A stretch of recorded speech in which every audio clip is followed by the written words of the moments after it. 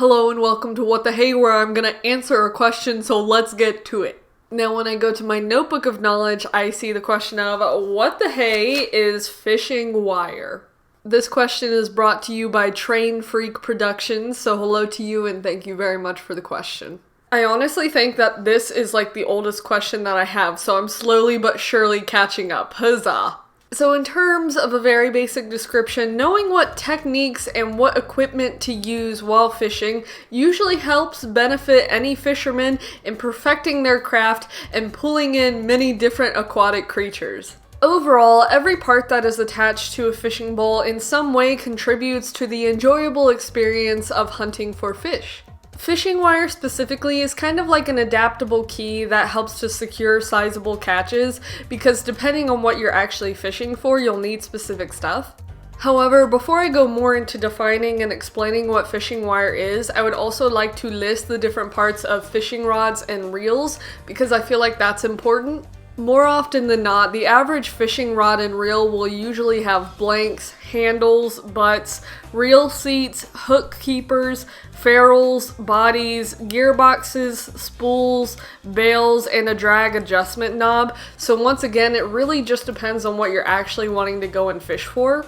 Because if you're just fishing and you're doing it casually at like a pond, all you'll probably need, like the minimum, is like a SpongeBob or Barbie themed fishing pole from like Bass Pro Shop. But if you happen to be fishing out in the ocean or something and you're on a big boat or you're doing like a fishing tour, you'll probably need something that's relatively heavy duty.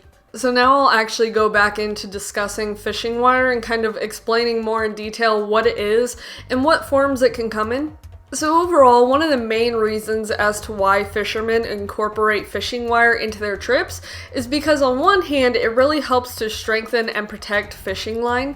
Depending on what kind of fishing wire you use, sometimes it comes in multiple strands, so if you're trying to catch a bigger fish, you'll probably want something with more strands, but I would definitely ask someone who fishes more than I do, because I do occasionally, but not very often. So really it does just depend on the occasion. On the other hand, what some people use fishing wire for is the fact that it can kind of conceal the fishing line itself. Because although fish technically aren't like the smartest creature out there, they can kind of see reflections off of fishing line, so the fishing wire kind of helps to conceal and trick the fish to think that the bait that's on the end of the hook is just the bait itself and the fish isn't gonna like get snatched up and out of the water.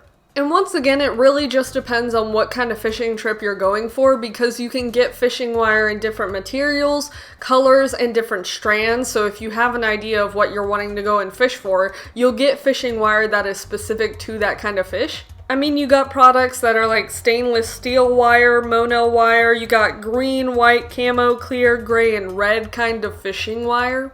And in most cases, fishermen generally try to find a balance between having lively bait that doesn't look like it's an actual trap versus something that's actually going to be strong and pull in a fish. Because as I've already kind of mentioned, most fishermen will use fishing wire for bigger fish, and when you have big fish, usually they have teeth. So if the teeth can like rip through fishing line and fishing wire, you want to get something that's pretty durable.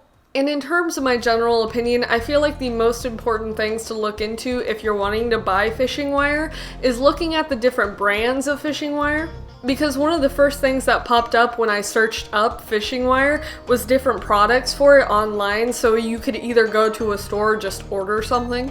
But almost more important than just automatically buying some random fishing wire is reading different articles from informed fishermen, which is what I tried to do, but half of the stuff that I was reading kind of like went over my brain and over my head, so I was like, I get the gist of what they're saying, but I would definitely say if you want to go on like serious fishing trips and use fishing wire, read before you actually do so.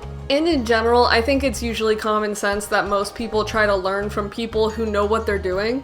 So I'll absolutely include the links of the different articles and posts that I found from different fishermen who are kind of explaining which kind of fishing wire and different techniques you might want to use. So if that's something you're interested in, I'll have that in the description.